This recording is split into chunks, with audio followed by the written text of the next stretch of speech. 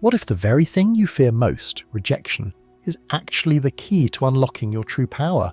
Carl Jung, that brilliant explorer of the human psyche, revealed that when you stop fearing rejection, you stop living behind a mask, what he called the persona, and start embracing your whole self, the light and the shadow.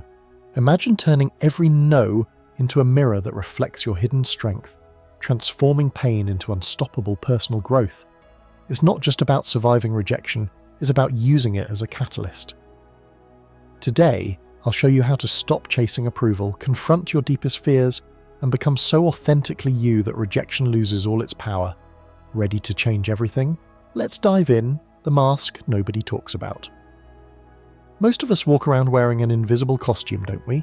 We laugh a little louder, agree a little faster, soften our opinions, tighten our clothes, post the highlight reel, all to keep the dreaded R word from showing up. Rejection. It feels smart at first. You get invited to more parties. You keep the peace at family dinner. You land the job because you sounded so easy to work with. You're constantly calibrating, adjusting, performing. But underneath that carefully stitched on smile, you're exhausted because every compliment could be revoked at any moment. It's a constant tightrope walk, isn't it? Jung called this performance the persona, and he warned that the better you get at polishing it, the more the rest of you sinks into darkness. That buried half is the shadow, the traits you disown because a teacher, parent, or even a childhood crush once labelled them too much or not enough. Maybe it was your anger, your intense curiosity, your vulnerability, or even your ambition show that was deemed unacceptable. So you tucked it away, deep inside, hoping no one would ever find it. The cruel joke? The more you fear rejection, the thicker that mask becomes, and the heavier your shadow grows, until one awkward silence, one unanswered text, one polite, "we'll call you," feels like utter annihilation. If you've ever thought, "I'm doing everything right, so why am I miserable?" Congrats, you just met the price of admission for the longest running, most exhausting show on earth. People-pleasing. It's a performance designed to prevent rejection, but it ultimately rejects the most important person, you. Why rejection hurts like a broken bone. Neurologically, social rejection activates the exact same circuitry as physical pain. Your brain literally doesn't care if it's a door slamming on your finger or a door slamming on your reputation. Either way, opioids are released to calm the ache. Isn't that wild? This isn't some modern quirk. That biology kept our ancestors alive when exile meant death by lion or frostbite. Being cast out from the tribe was a death sentence, so our brains evolved to scream at the mere threat of it. But in 2024, the stakes are usually much lower, yet the alarm still blares like we're about to be tossed into the wilderness, alone and vulnerable. Jung adds a deeper layer to this primal fear. Rejection terrorizes us because it pokes at the abandonment complex formed in childhood. Think back, maybe mum rolled her eyes when you cried, or the cool kids table laughed at your dinosaur hoodie. Perhaps a parent was emotionally unavailable, or a caregiver's love felt conditional. Those early formative moments carve a belief into our subconscious: if they see the real me, I'll be left to die. So, we build a fortress, a towering structure made of likes, achievements, and agreeableness, hoping the wolf of rejection never blows it down. The problem is, this fortress becomes our prison, and every single brick is made from the parts of ourselves we disowned. We think we're protecting ourselves, but we're actually just walling ourselves off from authentic connection and true self-acceptance. The 100-year-old secret Jung whispered, Carl Jung spent his life mapping the interior world, a cartographer of the soul. He noticed that patients who stopped running from their shameful traits, their anger, their envy, their overwhelming neediness, even their boring or weird sides, experienced a bizarre side effect. Rejection lost its sting, and their relationships actually got deeper and more meaningful.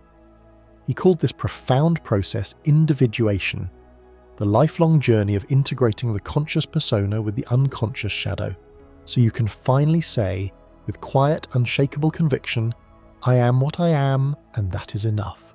The method isn't about becoming a jerk who blurts every impulse or acts without consideration.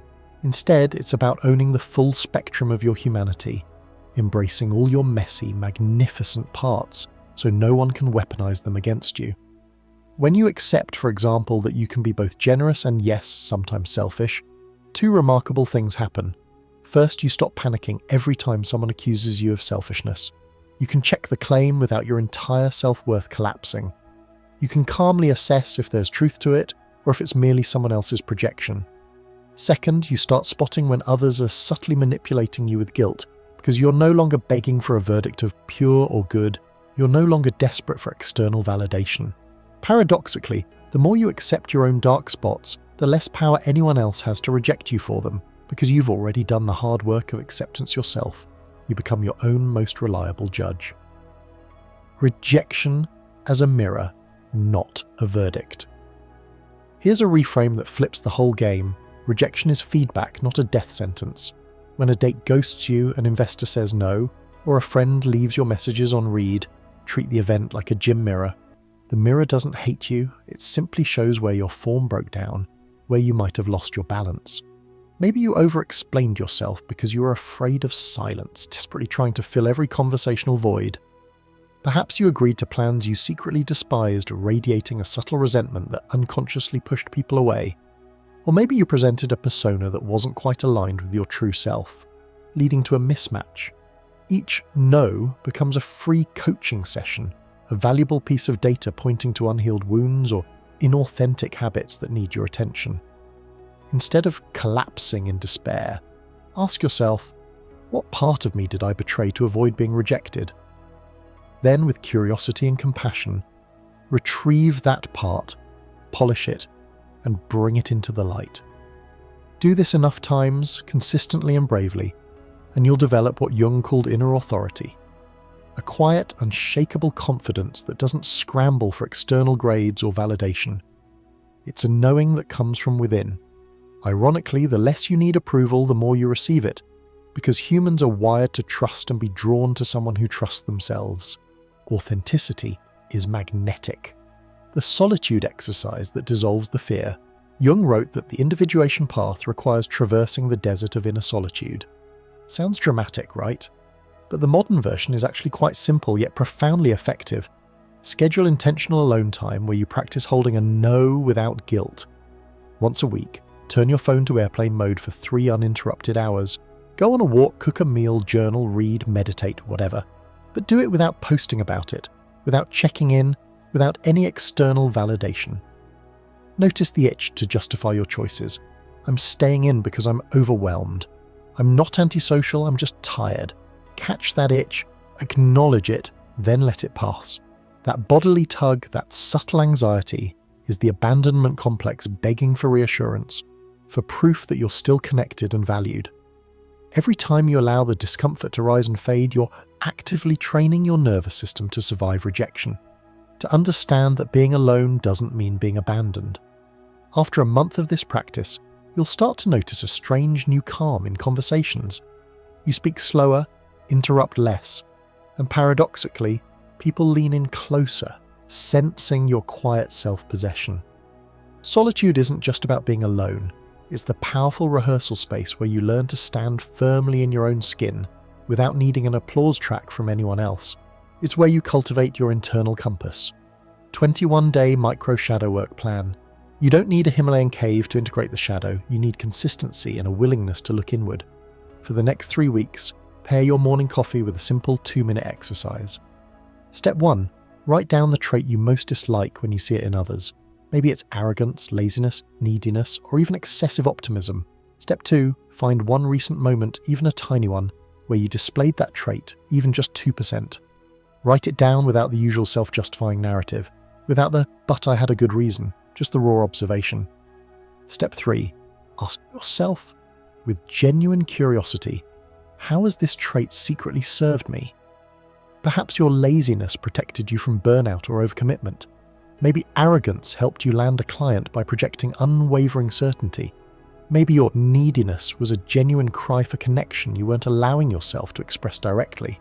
Close your eyes, take a deep breath, and mentally say, I choose to own every part of me, including this. This isn't about endorsing destructive behavior, but about acknowledging and integrating a disowned part of yourself. Over 21 days, you'll accumulate a powerful dossier of reclaimed traits, and you'll notice the emotional charge around them begins to evaporate. By day 22, you'll find yourself responding to criticism with curiosity instead of collapsing into defensiveness, because you've already admitted the flaw in your private notes. The mask loosens, and your voice carries the undeniable ring of truth because it's no longer filtered through fear. The magnetism of self-sufficiency. Neediness repels, self-sufficiency attracts. It's a fundamental law of human interaction. Chasing approval emits a silent signal of scarcity, a subtle desperation that makes others guard their time, their energy, and their affection. Conversely, when you source your worth internally, when your validation comes from within, you give off the warm, inviting vibe of surplus. People feel safe around you because they sense you're not fishing for validation or emotional resources in every interaction. You're not trying to extract something from them, you're simply present. A quick, practical way to embody this is the pause rule. Next time you share an opinion, stop talking one sentence earlier than your usual habit. Let the silence hang. Don't rush to fill it. If someone disagrees, smile, stay curious, and listen actively, instead of immediately rushing to prove your point or defend your position. That microgap broadcasts a powerful message. Your identity isn't on the table for negotiation. Your worth isn't dependent on their agreement. The wild part? Many disagreements dissolve into mutual respect because the other person senses they're conversing with someone who isn't emotionally arm wrestling for victory. You're not trying to win, you're simply sharing your perspective. Real-world rehearsal, low-stakes knows. Before you test your new spine on a big stage, like asking for a raise or proposing to your partner, collect rejection tokens in safe, low-stakes arenas. This is your training ground. Ask the barista for 10% off your latte with a playful smile. Request to swap seats on the plane, even if you don't genuinely care where you sit. Ask a store clerk if they have a discount code for online purchases or if they can throw in a free sample. The goal isn't the discount or the seat, it's hearing "no thank you" and noticing that your heart keeps beating, that the sky doesn't fall.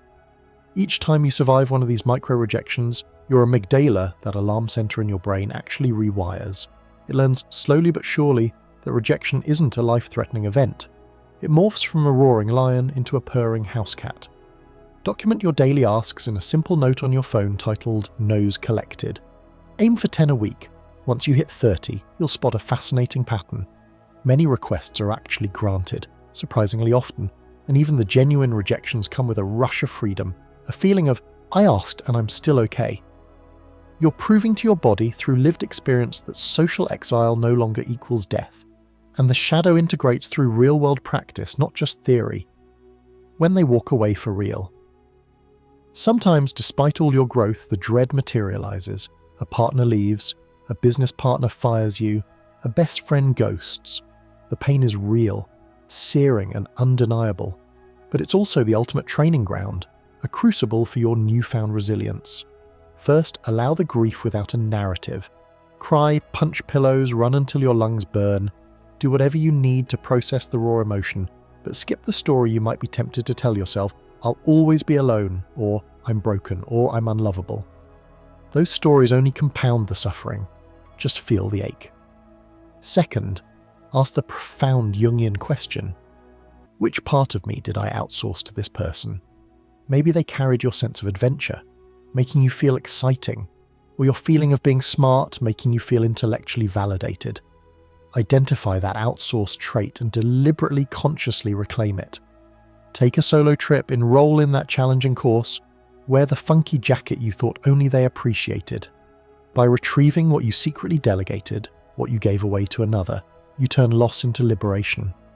Months later, you'll look back and realize the rejection wasn't a pit you fell into.